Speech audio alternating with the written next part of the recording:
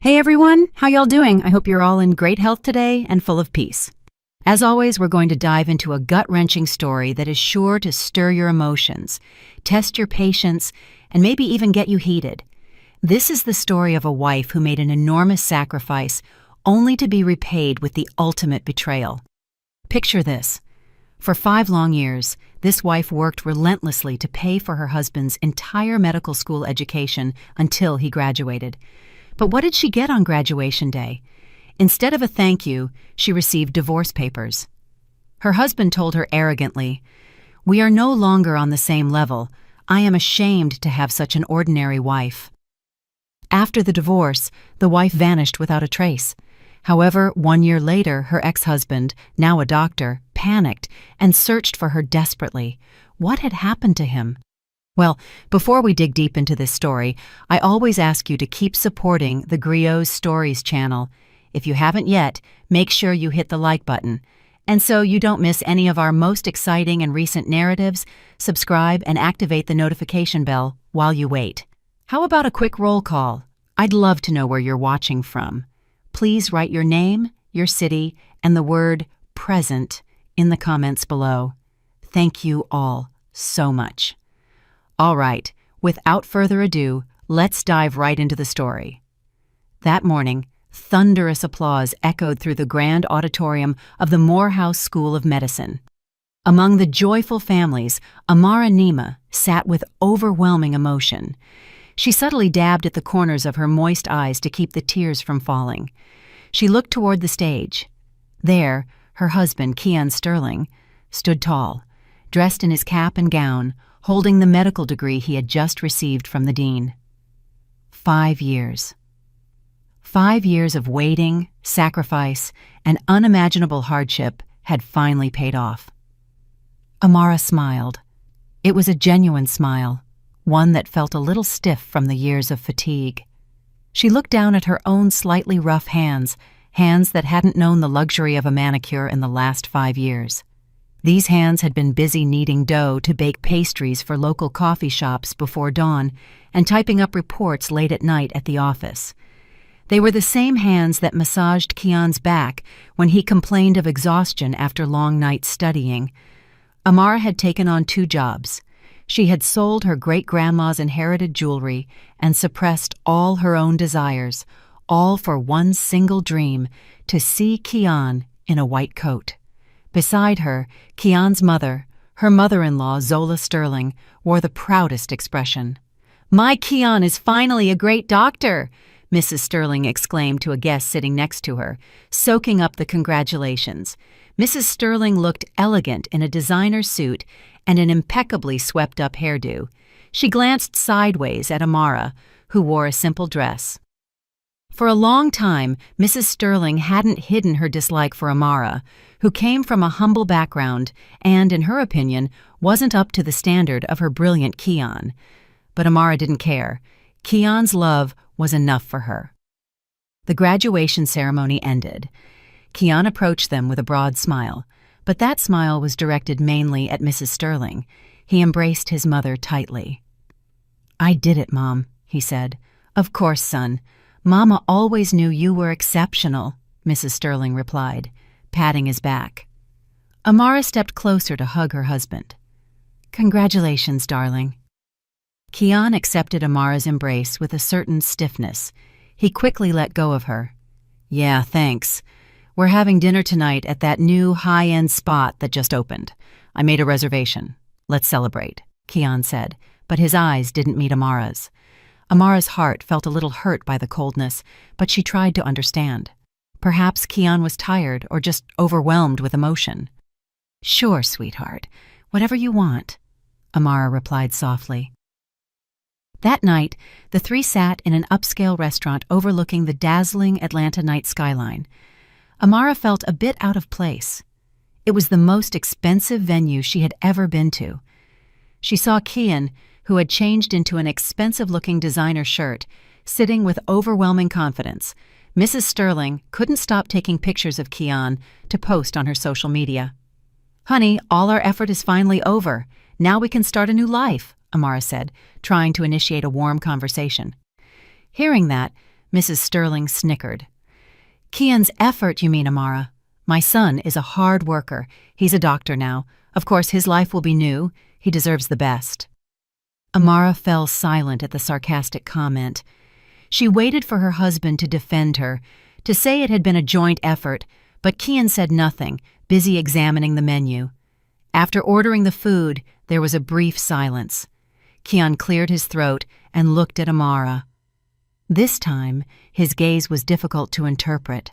Cold, expressionless, with something strange about it. Amara, I have to tell you something, Kian said. Yes, sweetheart, Amara replied, looking at him expectantly. Kian reached into his new leather briefcase and pulled out a thick brown envelope, placing it on the table right in front of Amara. Amara frowned. What is this, honey? A job offer from the hospital? Mrs. Sterling, sitting next to Kian, smiled smugly. That smile gave Amara a sudden bad premonition. Kian slightly shook his head. No, open it. Amara's hands trembled a little as she took the envelope. She slowly opened it. Her eyes read the first lines of an official document. Her heart seemed to stop. The luxurious restaurant seemed to stop spinning. The clinking of cutlery from other tables seemed to vanish. There, clearly written, was Petition for Dissolution of Marriage. Amara looked up and stared at Kian in confusion. Her lips trembled. Kian, this is a joke, right? What kind of joke is this? Today is your graduation. Kian sighed deeply. His face hardened. It was as if the mask of happiness he had worn all day had fallen off. I'm serious, Amara. We can't be together anymore. But why? What did I do wrong, honey? For 5 years Amara's voice broke. Precisely because of that, Kian interrupted sharply. 5 years have been enough. I'm a doctor now. I have a bright future. I need a partner who is on my level, someone I can take to important gatherings, someone who fits my social status. Kian looked Amara up and down, evaluating her simple dress, her tired, makeup-free face. Amara, we are no longer on the same level. Kian uttered that sentence so lightly, as if Amara's 5 years of sacrifice meant nothing. I am ashamed to have such an ordinary wife. It was like lightning on a clear day. Amara's head spun. Those insulting words were spoken by the man for whom she had been the breadwinner, the nurse, and the supporter of his dreams. Mrs. Sterling added in a triumphant voice, Did you hear that, Amara? Kian has other standards now. You should have known your place from the beginning. It's better you two separate now before you become a burden and embarrass him among the medical community. Consider the money you earned as a charitable donation. The tears Amara had been holding back finally burst forth. Not a single drop, but an uncontrollable torrent. The pain, the humiliation, and the betrayal shattered her heart. She looked at Kian, searching for some vestige of the man who once loved her, but all she found was an arrogant stranger. She looked at Mrs. Sterling, who was smiling with satisfaction. Amara bit her lip hard to suppress a sob that wanted to escape. She wouldn't give them the satisfaction of seeing her break down in public. With violently trembling hands, she crumpled the divorce notification. The word charity that Mrs. Sterling had spat out was like pouring gasoline on the embers of Amara's heart. Something inside her broke, but it didn't shatter. The moment it broke, it transformed into cold, sharp steel. The tears instantly ceased. She slowly lifted her head and looked at the two people in front of her. Her gaze, once bewildered and full of pain, was now cold, expressionless, and unreadable. She roughly wiped the remaining tears from her cheeks. It was no longer the soft gesture of a desperate person, but the firm movement of someone who had made a decision. Kian and Mrs. Sterling were slightly surprised by the sudden change. They expected Amara to cry, beg, or faint, but instead, Amara kept a terrifying silence. Enough! That single word came from Amara's lips. Her voice was hoarse from holding back tears, but it was very loud and emphatic. Mrs. Sterling, I said enough! Amara repeated, now looking directly into her mother-in-law's eyes, who was starting to look bewildered. You told me to know my place. You said my sacrifices were just charity. You said I was a burden." Amara let out a small, cynical laugh, a laugh more chilling than a hysterical cry. That laugh made Kian uncomfortable. "Did you think I would stand by while you trampled and humiliated me like this?" Amara turned to Kian, who now looked a little tense and bewildered. "And you, Mr. Kian," the way she emphasized the Mr. sounded like mockery. "You say you've become a doctor. You say that degree is yours. You are very wrong." Amara slowly rose from her chair. Her movements were calm, but charged with contained fury. Her hand, the same one that had just crumpled the divorce papers, now pointed directly at Kian's face, which was starting to pale.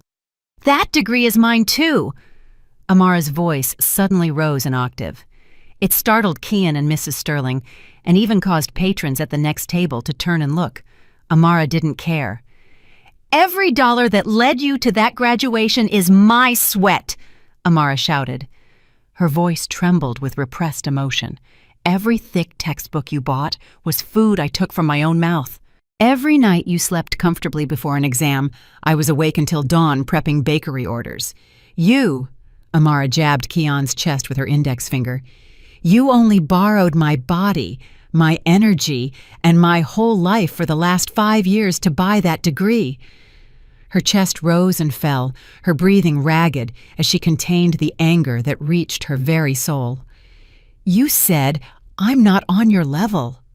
Amara laughed again, this time louder. "You're right, I'm really not on your level." She alternated her piercing gaze between Kian and Mrs. Sterling. "I will never be on the level of a coward who betrays his wife on his graduation day. And I will never be on the level of a mother who proudly supports her son's betrayal just for social status." Amara picked up her simple shoulder bag that was on the chair. "And remember this, both of you." Amara emphasized every word. "You will regret this." Wounded in his pride as a new doctor and furious at being called out in public, Kian stood up. His face was red with shame and anger. "Amara, sit down. Don't cause a scene. What else do you want? Division of assets? We have nothing. Have you forgotten that all your money went into my tuition?" Kian yelled, trying to intimidate Amara into returning to her submissive ways. But Amara instead smiled, a smile so cold it sent a chill down Kian's spine. "Did you think I was that stupid, sweetheart?"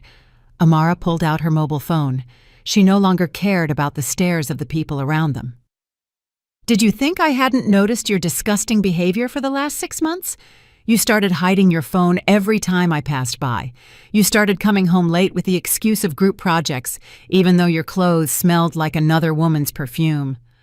A week ago, I gave up buying new clothes for myself to cover your last tuition payment, and suddenly you had money for a brand new designer watch." Kian gasped. He had no idea Amara had noticed all that. Amara dialed a speed dial number on her phone. "Attorney Washington, hello. I'm sorry to bother you so late." Kian frowned. "Attorney Washington? Who is Attorney Washington?" he asked suspiciously. Mrs. Sterling, who had been arrogant moments before, now looked anxious. Her face tightened. Amara completely ignored Kian, as if the man wasn't even there. "Yes, it's Amara. Our suspicions were correct." For a moment, Amara listened to the voice on the other end of the line. "Yes, counselor, I received the notification tonight, just as I expected. Exactly the scenario you predicted." Kian's heart pounded. Suspicions. Predicted. "Please proceed," Amara continued, her voice eerily calm. "Immediately process all the documents I left at your office last week. Yes, counselor, everything, including the counterclaim for betrayal and material fraud, and most importantly, include the full breakdown of the damage claim for the expenses of education and living support for 5 years. Please send the summons to the address of the hospital where he is starting his residency next week, as soon as possible." Hearing the word damages, Mrs. Sterling jumped out of her chair. Her face was pale. "Counterclaim? What damages, Amara? Don't make things up. Are you crazy? You're trying to blackmail my son, she cried in a panic. Amara finally hung up the phone, slowly putting her mobile back into her bag. She looked at Mrs. Sterling. I'm not crazy, ma'am. I'm just claiming my rights. You just said this was an investment. Well, I want my investment back. All of it. I have saved every transfer receipt, every tuition receipt, and even every utility bill I paid for the last 5 years. Amara turned to Kian, who was now paralyzed. His lips were tight. Did you think I would let you walk away freely to find a new life and a new wife on your level with the degree I bought with my blood and tears? You were dead wrong, sweetheart.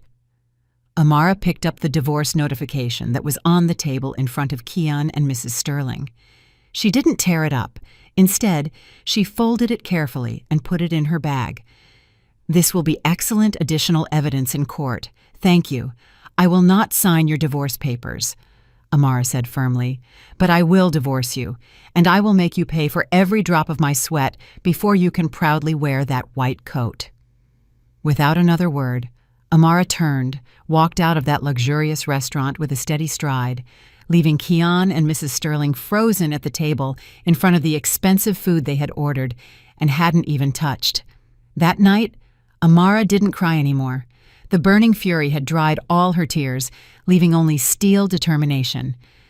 Amara's steps as she left the luxurious restaurant were light, but her footprints seemed to burn on the cold marble floor. She didn't cry. A dense fury had frozen her tears. She walked quickly towards the lobby, ignoring the stares of the restaurant staff, who watched her strangely. Her, who had entered as part of a trio, and now left alone with a flushed face. She immediately flagged down a passing taxi and gave the address of Nia Adebayo's, her only friend's studio in the city. During the ride, Amara sat motionless. The city lights, which should have been witnesses to her happy celebration, now seemed like a painful mockery. Kian's arrogant face and Mrs. Sterling's cunning smile kept appearing before her eyes. We are no longer on the same level. That phrase continued to resonate in her ears like a rusty nail. She gripped the phone in her hand. Attorney Washington's contact was saved there. She wouldn't let this humiliation be the end of everything. It would be the beginning. Nia opened the door to her modest studio with a sleepy look, but her eyes widened in surprise when she saw Amara at her door.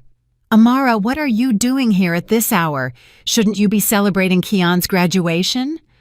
Amara didn't answer. She walked in, and as soon as the door closed, her legs gave way. She leaned against the wall. He asked me for a divorce, Nia, Amara said in a quiet, hoarse voice. What? Nia jumped up in surprise. You're kidding! No way! In the restaurant, the very night of his graduation, Amara repeated, and her voice started to tremble again. Nia immediately hugged her friend. In Nia's arms, Amara's armor collapsed. But it wasn't a cry of desperation. It was a cry of boiling fury. She told her everything. Mrs. Sterling's insults, Kian's arrogance, and the divorce petition. That miserable parasite, Nia cursed, clenching her fists. And that mother-in-law. Is she a person or a demon? I told you from the start, Amara. They just used you. I know. Amara pulled away from the hug and dried her tears.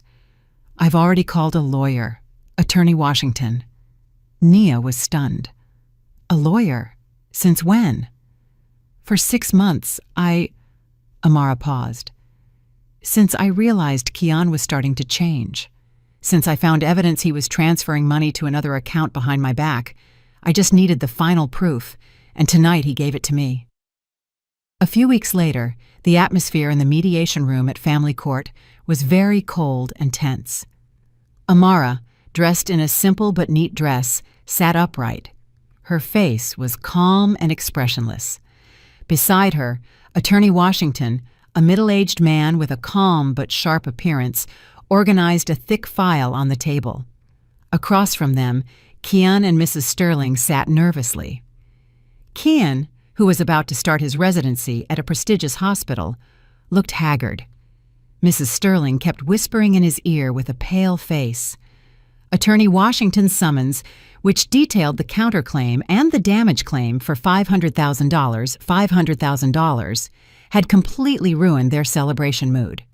The mediator began the session, but before Keon or his newly hired lawyer could speak, Attorney Washington intervened directly.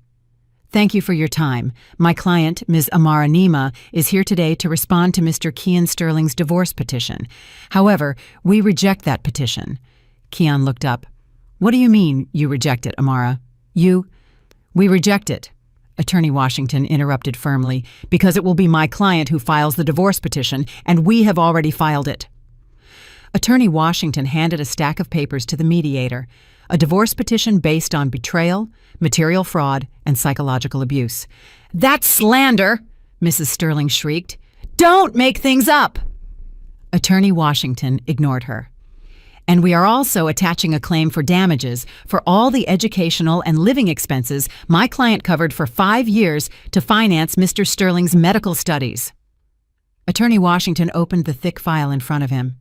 "Attached here is all the detailed evidence, from the biannual tuition transfers, the receipts for book and lab material purchases, the rent payment stubs for their apartment, down to a breakdown of the daily food expenses my client wired to Mr. Sterling's account.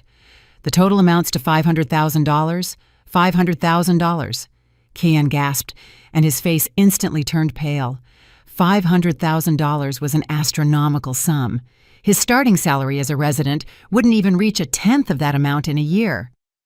Mrs. Sterling was breathless. The lawyer they had hired could only swallow hard upon seeing the impeccable stack of evidence. This is blackmail," Keon said in a voice that was a mixture of anger and fear. That was a wife's duty. Amara, are you crazy?" Amara, who had remained silent all this time, finally spoke. She looked directly at Keon. "The duty of a wife you said wasn't on your level? The duty of a wife you were ashamed of? The duty of a wife you abandoned on your graduation day?" Amara asked. Her voice was flat, but sharp. "I'm not crazy, Keon. I'm just collecting what is mine." And suffocating silence fell. Keon and Mrs. Sterling knew they couldn't present any defense against that stack of evidence. It was then that Amara gave Attorney Washington a small signal. Attorney Washington nodded. The next words from Attorney Washington put Keon and Mrs. Sterling back on edge. "My client is a person of great heart. She does not wish to prolong this matter further." Amara looked at Keon. "I will withdraw the damage claim of $500,000. $500,000. Keon and Mrs. Sterling opened their mouths, unable to believe what they were hearing. "With some conditions," Amara quickly added. "First, you will accept my divorce petition. The cause must be clearly recorded. Betrayal and abandonment. I want my honor back. Second, there will be no asset claim. I will not take anything from that house, and you cannot demand anything from me, ever. We are at peace. Third, you both will sign an agreement that you will never again bother me or my family. Fourth, all of this closes today, with no appeals or postponements." Keon looked at Mrs. Sterling. Mrs. Sterling, half terrified at the idea of having to sell her house to pay a debt of $500,000, immediately nodded in panic. Agreed. Sign quickly, Keon," she whispered. Pride was nothing compared to such a huge debt. Keon, his hands shaking from a mixture of shame and relief, signed the agreement. The divorce process was very fast. The judge's gavel fell. Amara was officially free. She left the courthouse without looking back, leaving Keon slumped powerlessly and Mrs. Sterling crying tears of relief. That afternoon, Amara finished packing her last belongings into an old suitcase in Nia's studio. She had sold the rest of her jewelry and had gathered enough money to start a new life. "Amara, that $500,000 was yours. You could have bought a new apartment with that money," Nia said, still unable to understand. Amara closed the suitcase. "I don't want it, Nia. If I accept that money, I'll always be tied to the resentment. It's dirty money, money full of humiliation. I consider that I paid $500,000 for a very expensive life lesson, and I don't want to repeat it. So, where will you go?" Amara smiled. It was the first truly sincere smile in weeks. I want to continue with my dream, the one I put on hold. I want to go back to college. I want to write. I still have a brain, Nia. I still have ambition. Amara took Nia by the shoulders. I promise you, I will leave this city. I will disappear from Kian and his mother's life. I will use all my intangible capital, all this pain, to build something truly great. Someday they will hear my name again, and then they will realize who really wasn't on whose level. Amara hugged Nia tightly. Take care, Nia, and don't tell anyone where I am. Of course, Amara. Chase your dreams. Make them regret it. That night, Amara headed to the bus station. She deliberately chose a distant small town, a place where no one knew her. As the bus began to pull away from the dazzling city that had caused her so much pain, Amara looked out the window. She didn't cry. She only felt immense relief. She vanished with one suitcase, a pile of uncollected sacrifices, and a great promise to herself. 1 year had passed. Time flowed uncompromisingly, changing destinies and turning the wheel of life. On the 15th floor of the most prestigious private hospital in Atlanta, a young man walked with a firm and confident stride. His white doctor's coat was impeccably ironed. An expensive stethoscope hung from his neck, not just as a tool, but as a status symbol. The name badge on his chest clearly read, Dr. Kian Sterling. He was the new surgical ace, intelligent, agile, and despite his young age, already entrusted with several complex operations. His superiors adored him, the young nurses admired him, and his colleagues saw him as a role model. Kian had achieved everything he wanted. His old life with Amara felt like a distant nightmare. He barely remembered his ex-wife's name. If it ever crossed his mind, Kian only considered it a shameful memory, a stepping stone he had to tread to get where he was now. Divorcing Amara was the best decision of my life, he often told himself in front of the mirror in his luxurious penthouse. Amara was a burden, a stone in his shoe, a reminder of his mediocre past. Now he was free, and he celebrated that freedom with luxury. Kian no longer lived in the small rental apartment he had inherited from his father. He and Mrs. Sterling had moved into a lavish penthouse in the city center, where they could enjoy the nightly city views. Of course, the mortgage was choking him, but Kian didn't care. Status was everything. He also traded his old motorcycle for a brand-new black Mercedes-Benz C-Class. He bought the car with 7-year financing at very high interest. His starting salary at the private hospital was high, but not enough for the lifestyle he wanted to project. Every weekend, Kian spent his nights in high-end restaurants, the kind he had used to humiliate Amara. He bought designer watches, clothes, and joined an exclusive golf club. Ostensibly, Dr. Kian Sterling was the perfect picture of success, but behind that facade, a pile of credit card bills began to accumulate. He juggled 5 different credit cards and had applied for several bank loans under the excuse of renovating the penthouse. Kian's arrogance had perfectly rubbed off on Mrs. Sterling. Her status as a doctor's mother had elevated her social position to a level she had never imagined. Mrs. Sterling was now a full member of a social circle of executives and high-ranking officials' wives. Whenever they met, she spoke of nothing but Kian's greatness. Oh, Kian, of course, darling. He keeps having important surgeries. He didn't get home until 3 in the morning last night, she said one afternoon, while stirring expensive tea in a luxury hotel lobby. In reality, she knew perfectly well that Kian had arrived at 3 in the morning not because of surgery, but because he had attended a party at an exclusive nightclub. Poor me, but what can you do? It's the calling of a noble profession.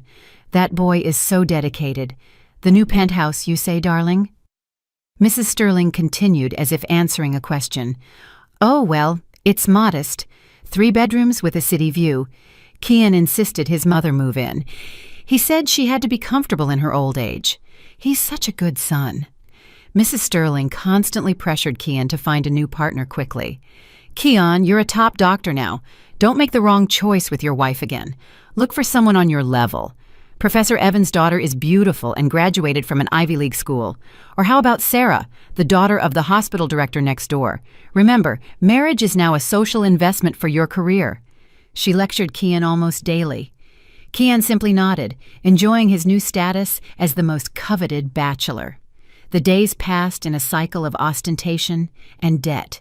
Then one afternoon, while Kian presided over an evaluation meeting with younger doctors, something happened.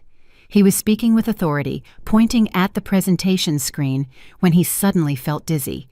His vision blurred for a second, and he had to grab the edge of the table to keep from stumbling. "Dr. Sterling, are you all right?" asked a junior doctor when he saw his superior's face suddenly turn pale. Kian instantly straightened up. He cleared his throat. "I'm fine, just a little tired. Too many surgeries," he replied brusquely. "Let's continue." He ignored the strange throbbing he felt in his temples. It must be a common migraine, he thought to himself, lack of sleep and too much coffee. But that common migraine started appearing more frequently. A few days later, while having lunch in the hospital cafeteria, still with his arrogant attitude, criticizing the chef's food as subpar, his hand, which was holding the spoon, suddenly trembled slightly.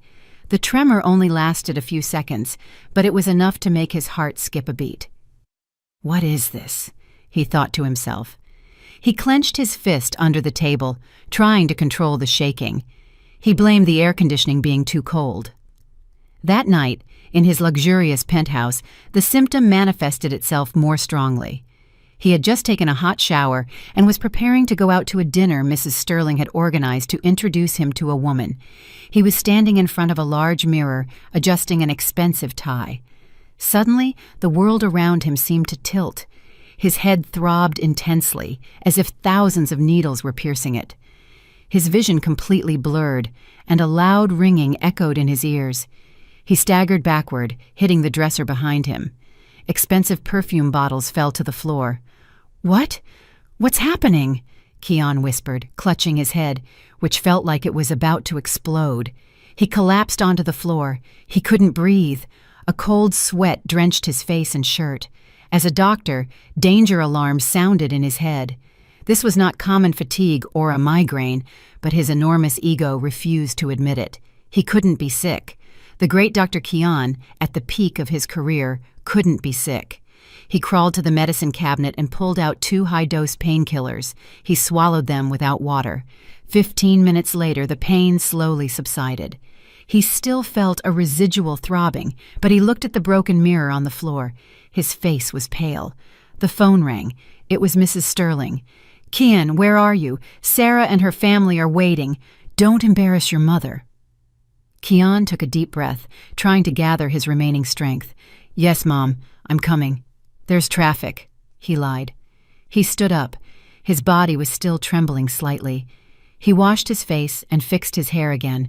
He looked at the pile of credit card bills and car loan receipts on his desk. Suddenly, all that luxury seemed cold and eerie. Fear began to invade his mind, but he pushed it away. "No, I'm fine," he muttered. "I just need to rest. Then everything will return to normal." He grabbed his Mercedes keys and left, with the mask of success and arrogance back in place. The mask of arrogance that Kian had worn for an entire year finally cracked and shattered. A few days after suffering the severe dizziness in his penthouse, the symptom reappeared in the worst place imaginable, at the operating table. He was leading a simple appendectomy, a procedure he could do with his eyes closed. He had scrubbed in, put on sterile gloves, and was about to ask the scrub nurse for the scalpel. Suddenly, his hand trembled. At first, it was a subtle tremor, but within seconds, it turned into a severe shake.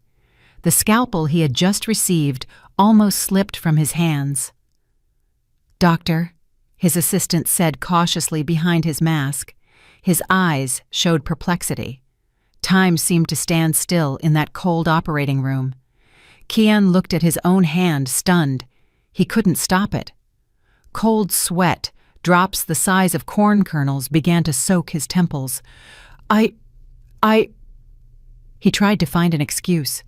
"The size of this glove is wrong. Change it," he whispered. But when he tried to remove the glove, the tremor became even more evident. The assistant and nurses exchanged glances. Kian, the star surgeon known for his steady hands, was now shaking like a person freezing cold. Dr. Sterling, are you sure you're okay? The assistant asked again. Now there was concern in his voice. I said I'm fine, Kian snapped, but he knew he couldn't continue. Take over, he ordered his assistant in a strained voice. I suddenly feel ill. Heartburn. He threw the scalpel onto the instrument tray and hastily left the operating room, leaving a big question mark on his entire team.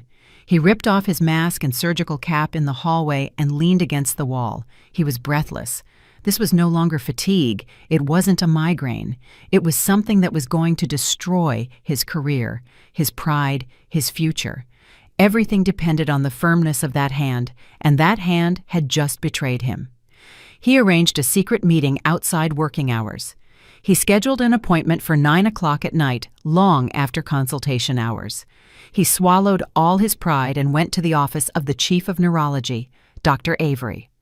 Dr. Avery, a calm, brilliant, and dedicated veteran doctor, the type of physician Kian considered old-fashioned and unstylish. Ironically, Kian's fate was now in Dr. Avery's hands. Kian, what's wrong? Dr. Avery asked calmly, looking at Kian, who entered the room like a thief. Dr. Sterling had left his coat in the car. He had come as an ordinary patient. I'm experiencing strange symptoms. My hands tremble and my vision often blurs. Dr. Avery listened carefully. His face remained calm. He performed a series of basic neurological tests on Kian. Lie down there. Follow this light. Close your eyes. Relax. Every command was like a slap to Kian. The great doctor was now an obedient patient. After the physical examination, Dr. Avery looked at him seriously. We need to do an MRI of your brain and spinal cord first thing in the morning. Immediately the next day, Kian underwent a series of tests with a mixture of fear and denial. He waited for the results in his office, pacing like a caged lion. Mrs. Sterling called him several times, complaining about why Kian wasn't taking her to dinner at the luxury hotel. What good is your mother's life like this if I have a successful doctor son, Kian?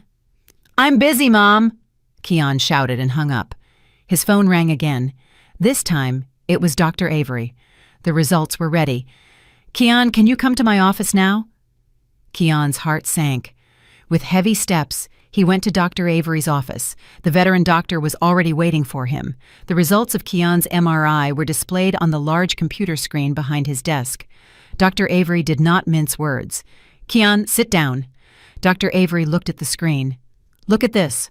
He pointed to several abnormal white spots on Kian's spinal cord and optic nerve. This is not a tumor or a stroke. Then what is it? Kian whispered, his voice trembling. It's a rare, very aggressive autoimmune disease. The rumors spread faster than a hospital infection. Dr. Sterling shook during an operation. He almost dropped the scalpel. He canceled 3 major scheduled surgeries. Kian locked himself in his office, rejecting all calls. His pride was shattered. He knew he couldn't keep ignoring it. He had to find out what was going on, but he was too embarrassed to be examined by his colleagues. However, the fear of losing everything was greater than his shame. The treatment here will only slow the progression, Kian. It won't stop or reverse the damage that has already occurred. Given that your profession is a surgeon, we need a radical solution. Which one? What is the solution? Tell me. A hematopoietic stem cell transplant will reset your immune system. It's your only hope of being able to hold a scalpel again. A small hope lit up in Kian. Okay, let's do it. When can we schedule it? Dr. Avery sighed deeply. This is the hardest part. That procedure is not available here in the United States for this type of aggressive autoimmune disease. It must be done abroad, like in Singapore or Germany. Kian's heart pounded again. The cost? How much does it cost? Dr. Avery looked at Kian with compassion. The approximate estimate for the entire procedure, medical stay, and initial recovery is about $1.8 million. $1.8 million. $1.8 million. That figure hit Kian in the solar plexus like an invisible hammer. He gasped. $1.8 million. He didn't even have $15,000 in his account. All his salary went to paying the Mercedes payments, the mortgage on the luxury penthouse, Mrs. Sterling's credit cards, and his fake lifestyle. "And my insurance?" Keon whispered, hoping for a miracle. Dr. Avery opened another folder. "Your work insurance. We only cover registered serious illnesses. Yours falls into the rare category, and the HSCT procedure for autoimmune diseases is still considered experimental by many insurance companies. Maximum coverage will be for the diagnosis and initial treatment costs here, maybe about $150,000, no more." Keon shook his head. "Impossible, it can't be. $1.8 million. He laughed, a dry laugh that sounded like a cry. Dr. Keon, the surgical ace who had insulted his wife for not being on his level, was now here, completely broke, and with a diagnosis of a rare disease that threatened to leave him blind and paralyzed. Keon staggered out of Dr. Avery's office. He arrived at his penthouse. Mrs. Sterling was watching television in the luxurious living room. "Keon, you're finally here. Mom ordered an expensive dinner on your credit card. Let's eat." Keon looked at his mother with empty eyes. "I'm sick, Mom," he whispered. "With what? A cold? I told you." "It's not a cold," Keon shouted. His voice cracked. "I'm seriously ill. I need surgery abroad. It costs $1.8 million. The spoon Mrs. Sterling was holding fell onto her expensive porcelain plate. $1.8 million? That's a joke, Keon. Where are we going to get the money? We just paid the down payment on your new car. "It's not a joke, Mom," Keon yelled. Panic finally completely took hold of him. "I could go blind. I could be paralyzed. My career is over and we don't have any money. We have nothing. We're ruined, Mom. Ruined." That night, in the luxurious penthouse with decades of mortgage ahead, the arrogant Dr. Keon finally cried like a child, not for his illness, but for the realization that he didn't have a single dollar to save his life and his pride. The panic was a silent room. Keon and Mrs. Sterling were now trapped in it. Keon's cry, "We're ruined," echoed in their luxurious penthouse, bounced off the imported marble walls and expensive furniture yet to be paid for, and then hit them again with a deafening silence. Mrs. Sterling, with a pale face, was the first to break that silence, but it was not with a lament of compassion for her son. "No, it can't be," Mrs. Sterling whispered, her voice trembling. She didn't look at Keon, who was sitting powerlessly on the floor. She looked around at the expensive abstract painting on the wall, the crystal chandelier, the 80-inch flat-screen television. "We can't be ruined, Keon. This penthouse, your car, Mom's handbags, all this." Keon laughed, a dry laugh that sounded like the moan of a dying man. "That's the problem, Mom. All this is an illusion." He stood up and kicked the glass coffee table in front of him, which slid screeching to the side. "This penthouse is a 20-year mortgage, Mom. We've barely paid 10 installments. Its value right now is much less than the capital we owe the bank. If we sell it, we'll still owe hundreds of thousands of dollars. And the Mercedes you boasted about in your social circle, Mom?" Mrs. Sterling still tried to deny it. "That car—" Keon rubbed his face roughly. "It's a 7-year loan, Mom. 7 years. The interest is choking us. If we sell it now, we won't have enough to pay the remaining debt.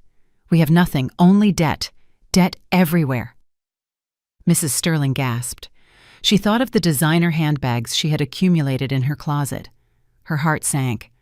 Almost half were high-quality knockoffs she had bought to keep looking good in her social circle without having to keep using Keon's credit cards. They were truly living a lie. "So what do we do? $1.8 million. Mrs. Sterling finally slumped powerlessly onto the expensive sofa.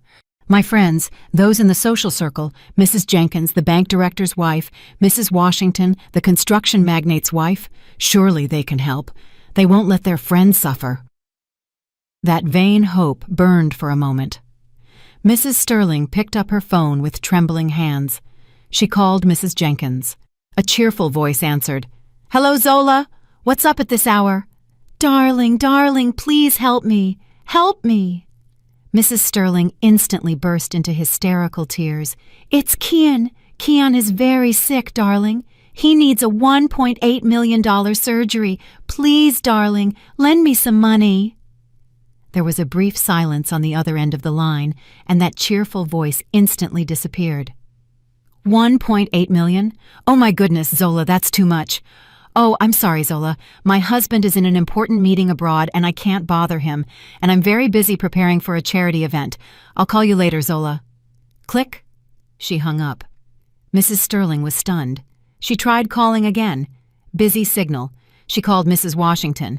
The call was rejected. She called again. Rejected again. She called Mrs. Thompson. The answer was the same.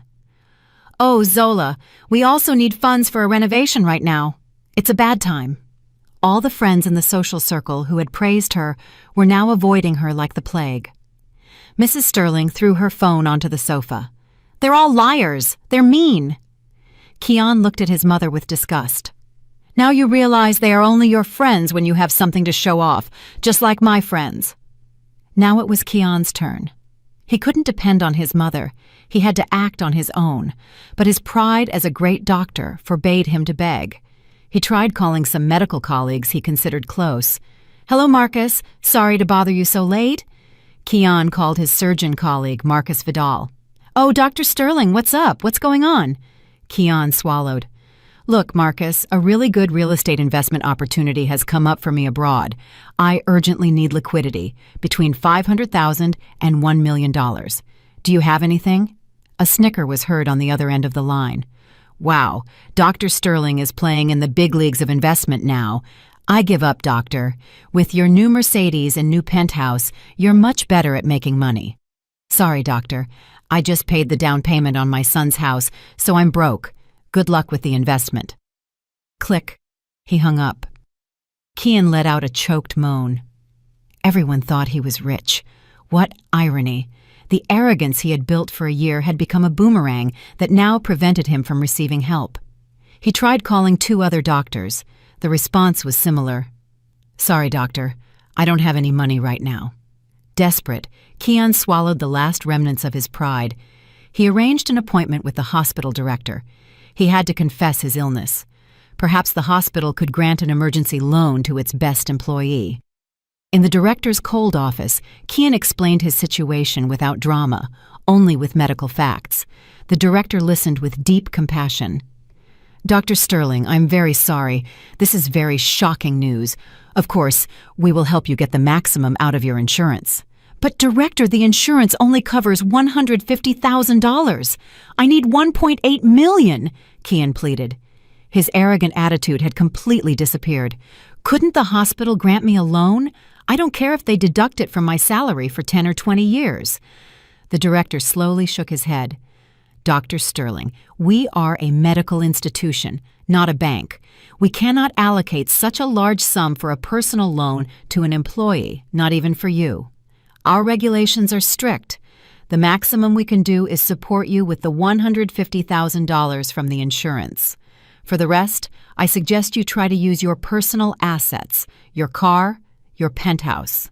The blow was stronger than Dr. Avery's diagnosis. Assets. Assets again. Kian left the director's office with trembling legs.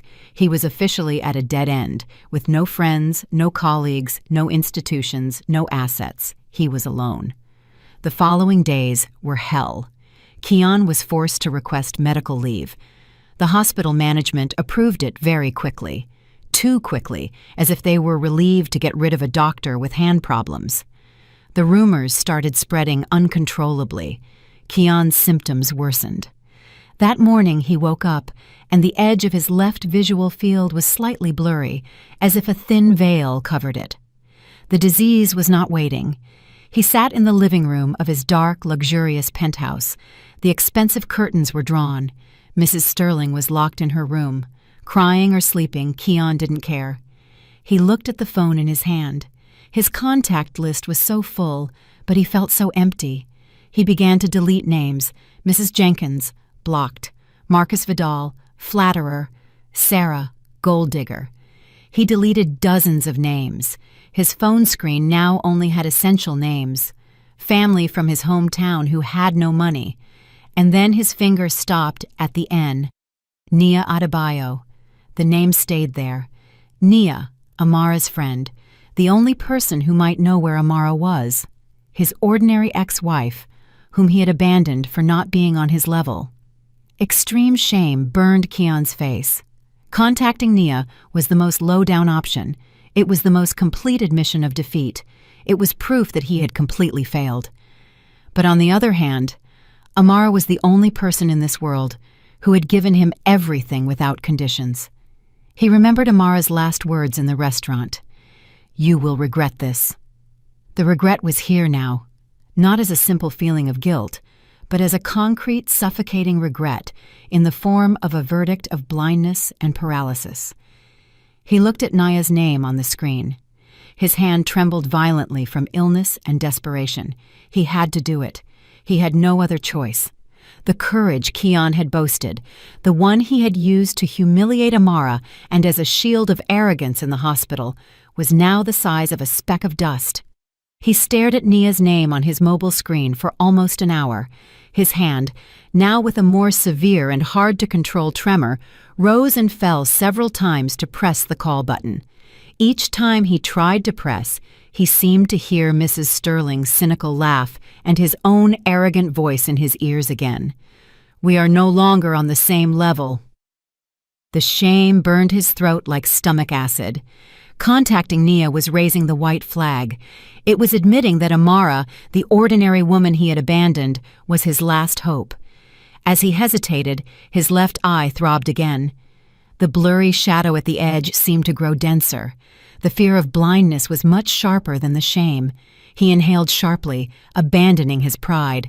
He pressed the call button. It rang once, twice, 3 times. Just when Kian thought Nia wouldn't answer, the call connected. There was no hello, just a chilling silence. "Oh, hello?" Kian said, his voice hoarse. "Hello, Nia." A sarcastic sigh was heard on the other end of the line. Well, the respected Dr. Sterling. You still had my number saved." Nia's voice was so cutting and full of hatred that it further undermined Kian's courage. "Nia, I'm sorry to bother you so late." "You're sorry?" Nia laughed, a very unkind laugh. "It's been over a year since you dumped my friend like trash, and now you call me to say you're sorry? Don't you think it's a little late?" "No, it's not that." Kian rubbed his sweaty face. "I just wanted to ask how Amara was." Nia's laughter instantly ceased. After a moment of silence, a very dangerous voice was heard. "You asked about Amara? After a year of not caring if she was dead or alive? Now you're seriously asking? Is your doctor's brain still working?" "Nia, please," Kian pleaded. His arrogance had completely disappeared, replaced by palpable desperation. "I really need to talk to her. It's a matter of life or death." "Life or death?" Nia scoffed. "Life or death? What's wrong with you? Did you run out of money? Do you want to ask her to fund another specialization for you? Or wait, I know, oh, you're sick. Karma came for you, Kian." Nia's accurate guess was like a slap in the face. Kian was silent, unable to refute. "I knew it!" Nia shouted. Her voice rose. "You're in trouble, aren't you? I knew it. You and your mother are parasites. You thought Amara was an ATM you could go to every time you needed cash. Isn't that right, Kian?" "Nia, please listen to me." Kian was starting to panic. "I don't want to hear anything." Nia cut him off. "Listen to me well, Kian. Amara is happy. She has rebuilt her life from the foundations you destroyed. She has forgotten about parasites like you and your mother. Don't you dare bother her again, and don't contact me again." Click. The call cut off. Kian stared at his mobile screen, stunned. Nia, wait!" He tried to call back. Her number was immediately busy. Nia had blocked him. Kian threw his phone onto the sofa again. Defeated, he paced back and forth in his dark living room, desperate. Nia was his only way, and that way had just closed. Mrs. Sterling came out of her room with a swollen face. "What happened, Kian? Did you get a loan?" "Shut up, Mom!" Keon snapped. "This is all your fault, too. If you hadn't pressured me, maybe Amara would have still forgiven me." "Why is it my fault? You wanted it. You said you were ashamed," Mrs. Sterling retorted. Their argument was useless. Keon returned to his phone. He couldn't call, but he could send a message. With hands shaking violently from a combination of illness and desperation, he typed a brief message. "Nia, I know you hate me. I deserve it. But please, this is life or death. I need Amara's contact. I'm sick. I have nowhere else to turn. I will pay her back. Please, last chance." He stared at the screen for a long time, his hope faded. Nia really didn't care. Of course. Why would she care? Keon threw his phone again. It was over. His life was over. But an hour later, a message notification sounded. It was from Nia. Keon's heart pounded. He rushed to open it. It wasn't an address or Amara's phone number. It was just a cold response. "Do you think Amara is still the old one? The ordinary Amara you could trample on whenever you wanted? Do you think she'll hear you're sick and cry with pity? How funny." Keon slumped. Nia was just mocking him, but underneath that, there was another message. "The Amara of now is too busy running her new foundation to remember the trash of the past. If you really need help, look for it yourself. Don't be a coward." The message ended there, but Keon was fixated on one word. Foundation. What foundation? Amara had a foundation. That ordinary Amara. Were Nia's words a trap or just another taunt? With trembling hands, he rushed to the laptop that was on the table. With his blurry left eye, he had to bring his face close to the screen. He opened a search engine. What should he type? Nima Foundation. He typed it. The first result froze him. It wasn't a social media account or a personal blog. It was a professional website, the Nima Foundation. Keon's heart seemed to stop. He clicked the link. A very sleek and professional homepage opened. On the front page was a photo of a woman. It was Amara. But it wasn't the Amara he knew. The Amara in the photo wore a well-fitted dark blue suit jacket. Her hair was cut into a neat, elegant bob.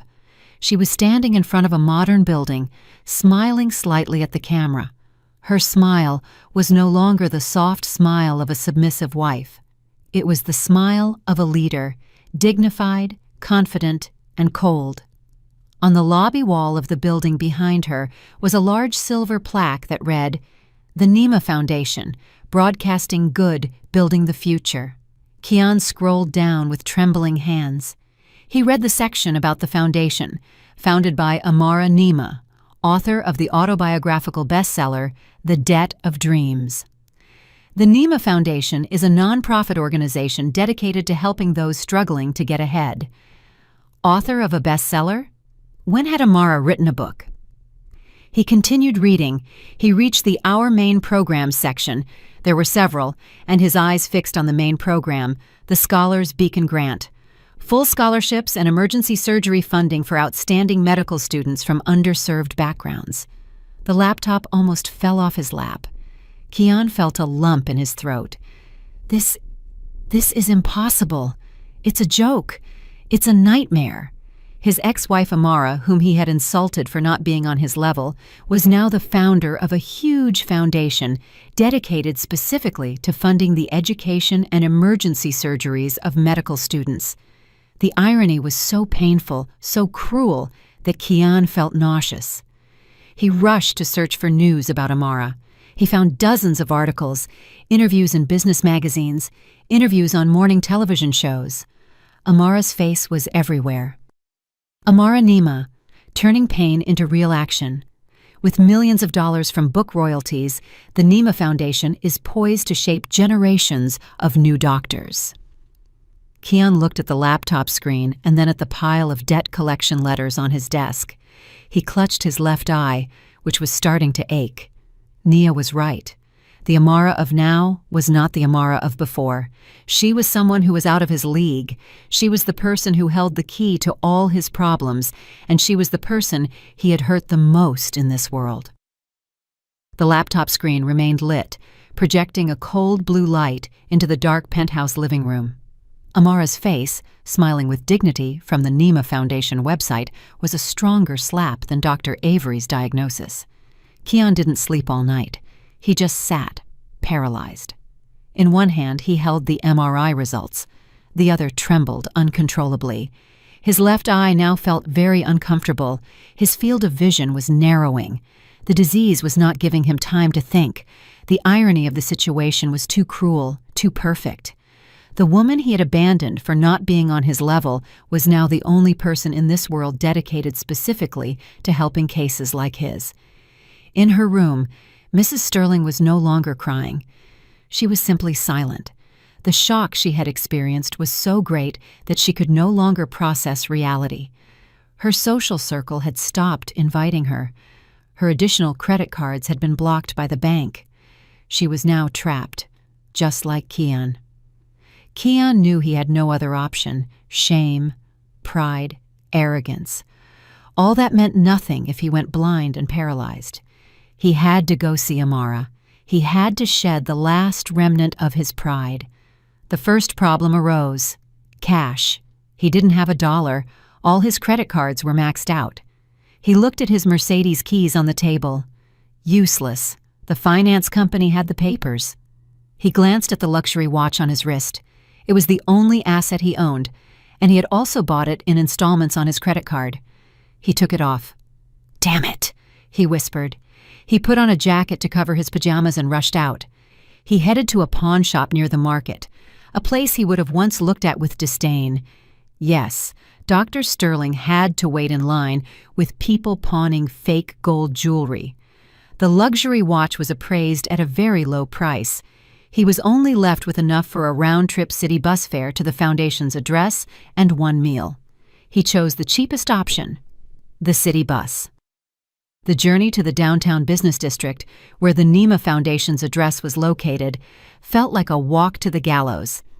Accustomed to arrogantly driving his Mercedes, he was now sitting in the back seat of a small car that smelled of cheap air freshener. He looked out the window at the skyscrapers he once considered his playground. The car stopped in front of the lobby of a modern, imposing office building. The glass walls stood tall. The marble lobby shone through the elegant revolving doors. A huge silver plaque sparkled in the morning sun: the Nima Foundation. Keon paid the taxi with the money he had left. He stood trembling on the sidewalk. This is real. It wasn't just a website, it was a small empire. He straightened his wrinkled jacket. He felt like a beggar. With heavy steps, he pushed through the glass doors. The Foundation's lobby was very different from what he had imagined. It wasn't like a small, shabby NGO office. The place looked more like a five-star hotel lobby, bustling, professional, and full of positive energy. Several young people in neat uniforms, probably scholarship recipients, walked quickly with stacks of documents. The walls were decorated with large photographs. Amara shaking hands with the president of a university. Amara inaugurating a rural clinic. Amara smiling, surrounded by admiring medical students. Keon's heart sank. All this. Amara had built all this from the pain he had caused her. He cautiously approached the reception desk, made of expensive, solid mahogany wood. A friendly young woman immediately smiled at him. "Good morning, sir. How may I help you? Do you have an appointment?" A lump formed in Keon's throat. The receptionist smiled, a professional smile that now felt like a steel shield. "I'm very sorry, sir. Without a prior appointment, I cannot interrupt her meetings. If you wish to leave a message or—" "I told you it's a life-or-death emergency!" Keon shouted. His voice became desperate. His hands began to tremble violently, and he had to hide them in his jacket pockets. Several people in the lobby began to turn around. The receptionist looked a little nervous. Her hand almost reached for the phone to call security. "What is all this commotion?" A calm, deep, and very familiar voice was heard from the direction of a private elevator in a corner of the lobby. Keon froze. He recognized that voice. He turned around slowly. There, standing tall, in an expensive, perfectly tailored gray suit, was Attorney Silas Washington, Amara's lawyer. His face remained calm, but the gaze behind his expensive glasses was now much sharper. He no longer seemed like a small lawyer defending an oppressed wife. He looked like a high-level corporate legal advisor. Attorney Washington looked at Kian. There was no surprise on his face, only cold observation. He approached. "Mr. Sterling, I didn't expect us to meet again, especially not here." Kian swallowed. His shame was now mixed with fear. "Attorney Washington, do you still remember me?" Attorney Washington smiled slightly. "Oh, I never forget a potential client who could have earned me $500,000, and I never forget someone who passed up that opportunity." He looked at the receptionist. "It's all right, Mina. I'll take care of this gentleman." Attorney Washington motioned for Kian to follow him to a more private area, a waiting room with comfortable leather sofas. Kian sat on the edge of a sofa, his body rigid. Attorney Washington began, sitting comfortably across from him and crossing his legs. "What brings Mr. Sterling here after more than a year? Don't tell me you've changed your mind about the $500,000 and want to pay it back, do you?" "No," Kian interrupted quickly. "It's not that. I'm sick, counselor. I'm seriously ill." "I know," Attorney Washington replied dryly. Kian gasped. "How do you know?" "Ms. Nima's friend, Miss Nia, called her last night. After receiving your text message, she told her everything about the autoimmune disease and the need for $1.8 million. Ms. Nima asked me to meet with you if you showed up here forcefully." Kian was shocked. So Nia had informed. Amara knew he would come. All this was prepared. He felt like a rat in a trap. "So, where is Amara?" Kian whispered. Hope was mixed with fear. "Is she going to help me, right?" "Yes, she still cares." Attorney Washington didn't answer, just looked at Kian with an unreadable expression. Then he reached out to the coffee table between them and picked up one of the thick, glossy brochures that were neatly stacked. It was the official brochure of the Nima Foundation. Attorney Washington said nothing, simply slid the brochure toward Kian. Kian's violently trembling hand took the brochure and opened it. On the second page, the Foundation's vision and mission were clearly detailed. And on the third page was its main program, the Scholars Beacon Grant, complete educational funding and emergency surgery expense coverage for outstanding medical students and professionals. It was all there, in black and white. Kian looked up and stared at Attorney Washington with pleading eyes. "Counselor, this program means Amara is going to help me, right?" Attorney Washington leaned back in the sofa. He looked at Kian for a long time before finally speaking in a calm, chilling voice. "It is true that Ms. Nima founded this organization to help people, but Mr. Sterling, this program has a procedure." "What procedure?" "I'll do whatever it takes." Attorney Washington smiled slightly. "Good. Then go back to the reception desk." "Why?" Kian asked, confused. "To pick up a form," Attorney Washington replied. "The application form for medical aid beneficiaries. You will need to fill it out completely. Attach a certificate of social assistance, beneficiary issued by your local social services agency, a statement of your debts, the official diagnosis from Dr. Avery, and of course a letter of recommendation. Then our team will review whether you meet the requirements." Kian froze. Certificate of Social Assistance Beneficiary. Dr. Kian having to go to a municipal office to ask for a certificate of poverty. "Mr. Sterling," Attorney Washington continued, "you are not here as an ex-husband seeking compassion. You are here, Mr. Sterling, as an applicant, a supplicant, like dozens of other applicants. Now go and pick up the form." Kian stumbled out of the Nima Foundation's grand lobby. His body felt light and heavy at the same time, as if his soul had escaped. In his hand, he held a brochure and a few sheets of an application form that felt heavier than Dr. Avery's verdict. Application form for medical aid beneficiary. Certificate of Social Assistance Beneficiary issued by the local social services agency. Those words danced before his increasingly blurry eyes. Yes, Dr. Kian, whose photo had appeared in the hospital's internal health magazine, now had to beg for a certificate of poverty at a municipal office. It was a level of humiliation he had never imagined. Attorney Washington didn't even escort him to the door. He let him leave alone, passing between the curious glances of the young employees who had seen him enter with the lawyer and now saw him leave with a pale face. He arrived at his penthouse, which now felt like a luxury prison. Mrs. Sterling immediately greeted him at the door. "What happened, Kian? Did you see Amara? Did she say she would help you? She still loves you, Mom. Are you sure?" Kian didn't answer. He walked directly to the dining room table and threw the application form onto the marble table. "Read it," he whispered. Mrs. Sterling picked up the papers. Her eyes widened as she read the title of the form. "What is this? Why do you have to fill out a form? She's your ex-wife."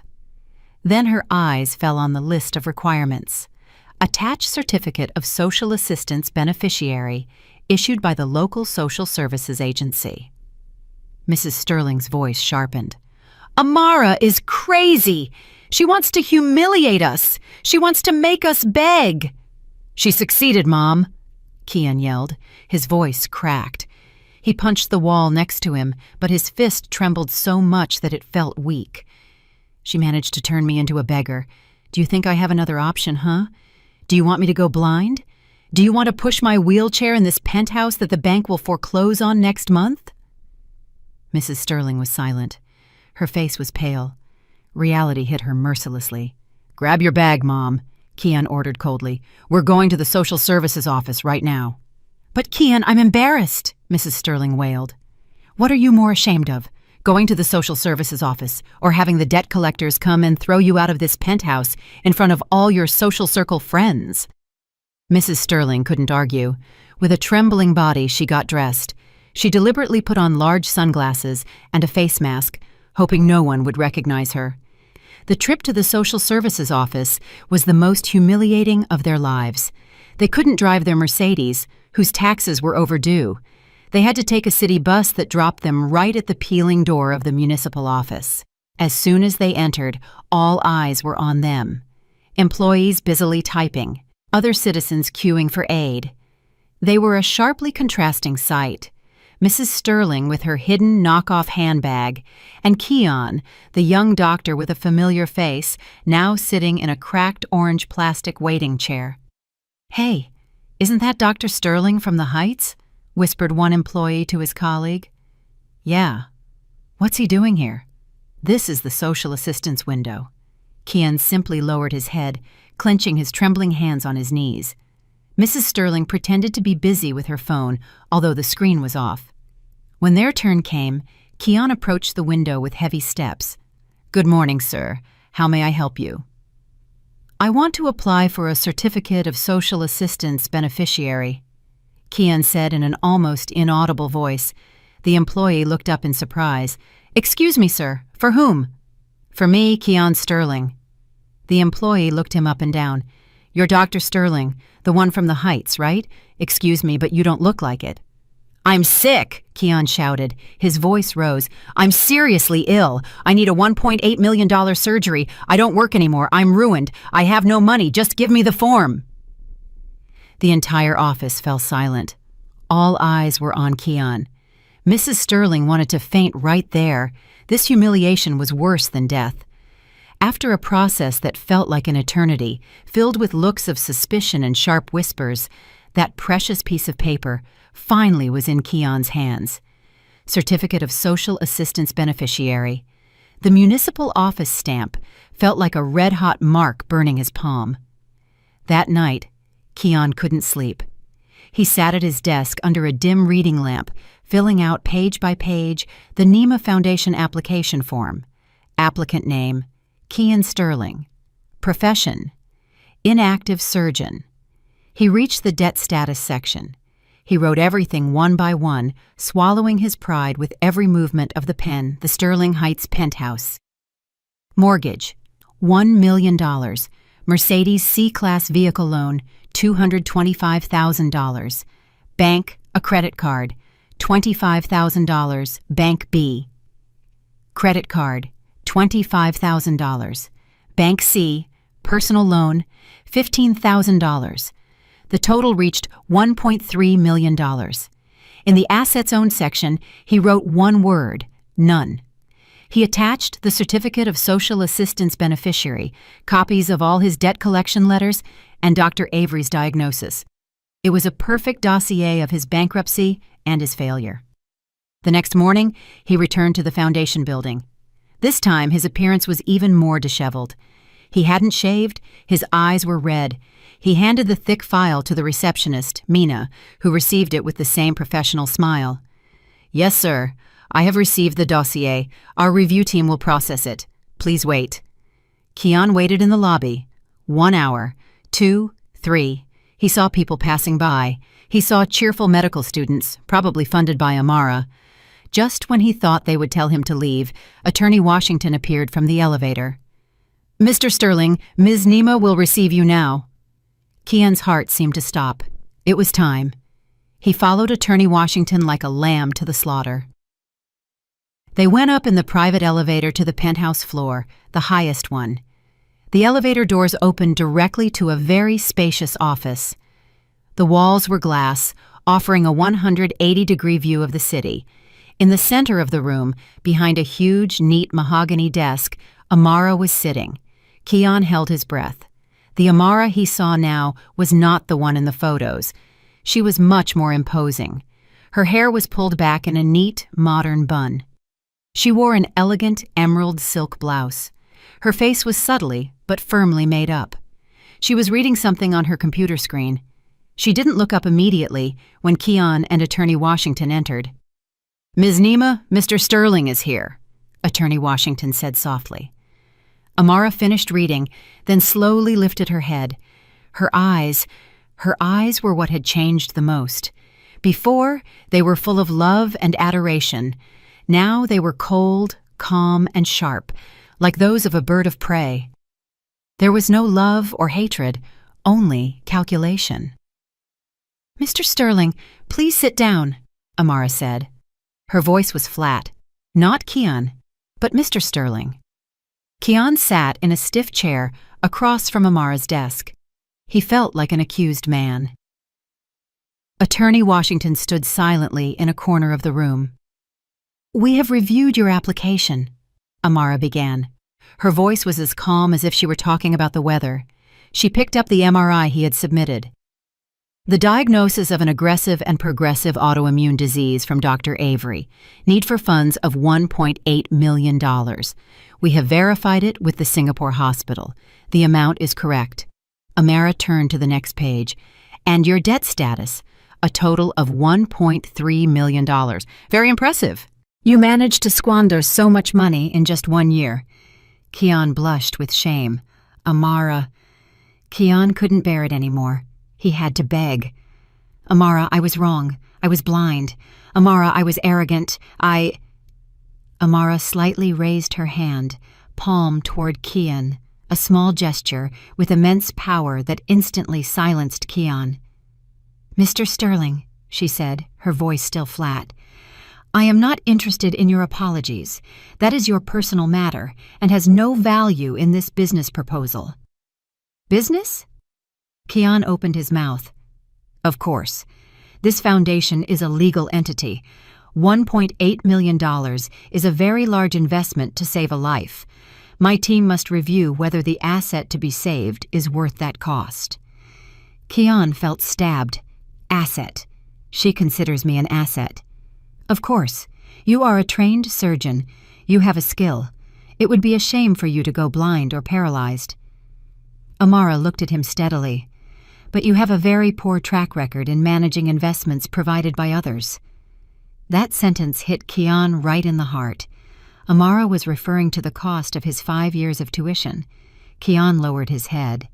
He was completely defeated. "Then, Amara, what is your decision? Are you going to reject me?" Amara leaned back in her chair. She looked at Kian for a long time. The silence in the room was very heavy. "No, your application has been approved." Kian let out a gasp. Tears of relief almost flowed. "Amara, thank you. Thank you. I promise I'm not finished yet," Amara cut him off. Her voice was still icy. "The foundation will cover the entirety of the $1.8 million for your surgery in Singapore." "Oh, God, thank you, Amara, thank you." And, Amara continued as if Kian hadn't spoken, the foundation will also take over all your consumer debt, the $1.3 million. Kian was speechless. "What, Amara? You're going to pay my car payments? My penthouse mortgage?" "Correct. I do not want your assets to be bothered by collectors while you recover." Kian couldn't believe it. This was more than he expected. "Amara, I don't know what to say." "Say nothing, because this is not a gift," Amara said. "It is not charity or compassion." Amara stood up and walked to the large window, looking at the city below. "It is a grant, an employment contract." Kian tensed up. Employment contract? Amara turned around, her eyes fixed on Kian's. There was no trace of love in them, only pure business. "The Nima Foundation will invest a total of $3.1 million in you. After you fully recover, and you will recover, you will no longer be the arrogant, free Dr. Sterling. You will be an asset owned by the Nima Foundation." Kian looked at Amara in disbelief. An asset owned by the foundation? Exactly. Amara sat back down in her chair as if closing a routine business deal. She gestured to Attorney Washington.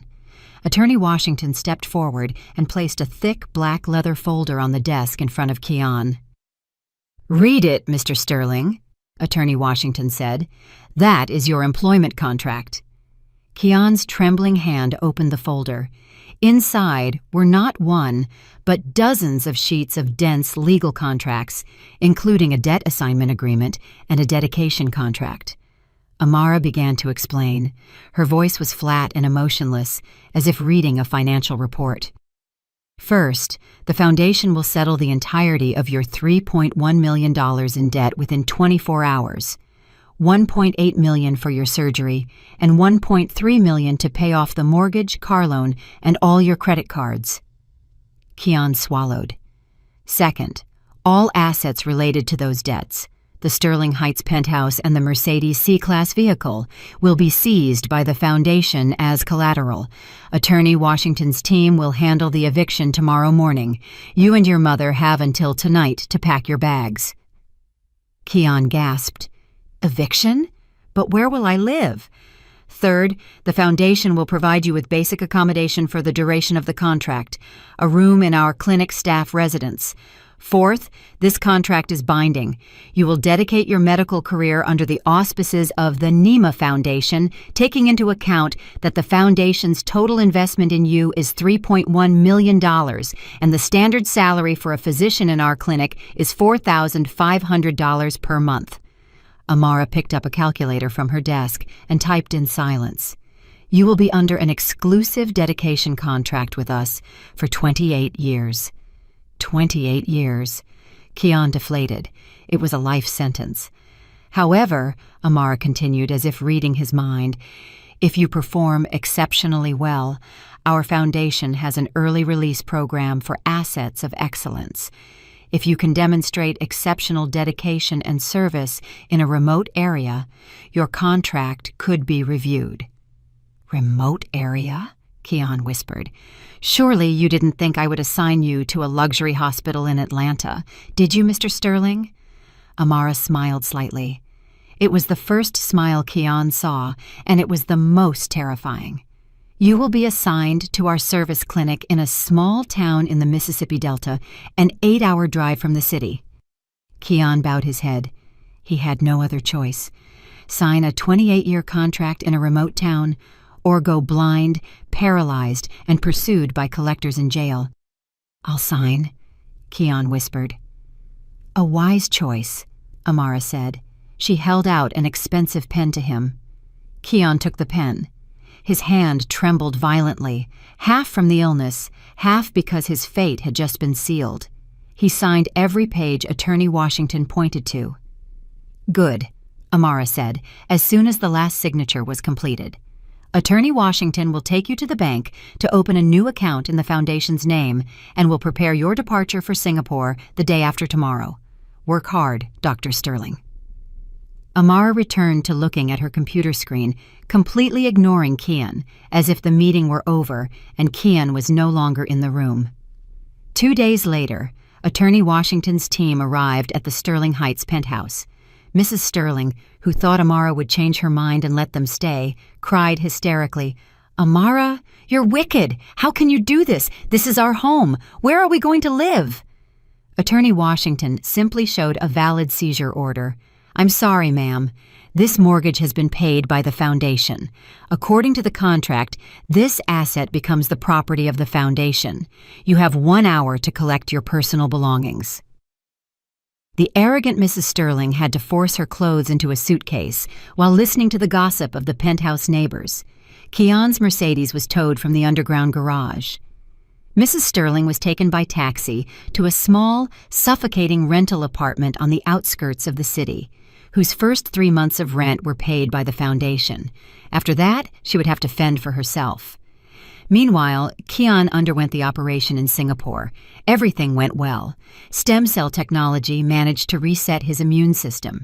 His recovery process was long and solitary. There was no Mrs. Sterling to care for him, no colleagues to visit him, only a nurse hired by the foundation.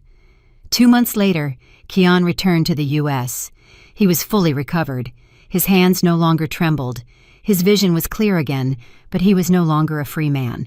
He was picked up at the airport by a foundation employee. He was handed a simple uniform shirt with the NEMA Foundation logo and was immediately transported to the bus station. An 8-hour journey on a hot, regular bus, and then a 2-hour motorcycle taxi ride down a dirt road. He finally arrived at the service clinic, a simple white building in the middle of a town surrounded by cotton fields. There was no air conditioning, only fans. There was no high-tech equipment, only a stethoscope, a blood pressure monitor, and basic medications. The former surgical ace, Kian, now had to treat coughs, colds, diarrhea, and assist with births using basic equipment. At first he felt furious, resentful, and humiliated. But he had no other option. Every day, he worked under the strict supervision of the clinic director. Back in Atlanta, Mrs. Sterling suffered. The money for the 3 months ran out. She was forced to sell her handbags.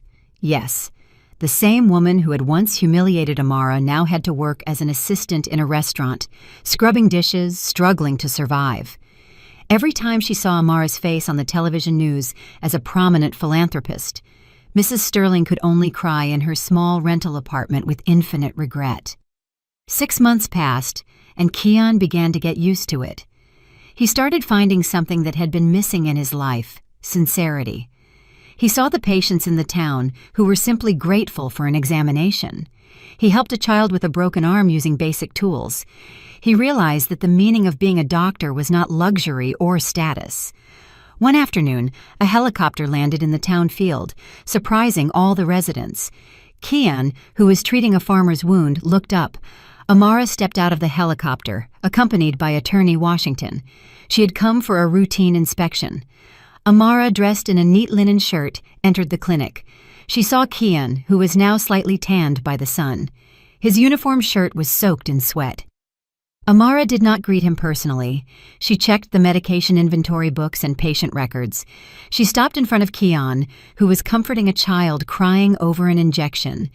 Kian's hand, which once trembled from illness and arrogance, was now very firm and gentle as he patted the child's back. Their eyes met for a moment. Kian inclined his head in greeting. "Good morning, Ms. Nema. The daily patient report is on the clinic director's desk." Amara looked at him for a long time. There was no longer anger in her eyes, only the gaze of a leader toward her employee. "Good work, Dr. Sterling. Keep it up. You have 27.5 years left." Amara turned around and returned to her helicopter. Kian watched as the helicopter flew away. He sighed deeply. He really wasn't on Amara's level. Amara was in the sky, and he was on the ground. Amara had won perfectly. She had not only recovered her money, she had not only taken revenge. She had taken Kian's life, destroyed it, and then rebuilt it into her own version, not as an arrogant husband, but as a dedicated physician. Amara had managed to broadcast good in the most painful and just way possible. A brief lesson. Arrogance is debt with the highest interest. It will be collected when we are least prepared. Sincerity, on the other hand, is an investment. It will often be returned twofold in the most unexpected ways. Did you like the story, and which city are you listening from? Let's meet in the comments. If you liked the story, you can support me by sending a super thanks so I can keep bringing more stories like this. Thank you so much for your sweet support. I'm looking forward to your comments on the story. On the screen, you can see 2 new life stories that I highly recommend. There's so much more on my channel. Don't forget to subscribe. See you in the next life story with love and respect.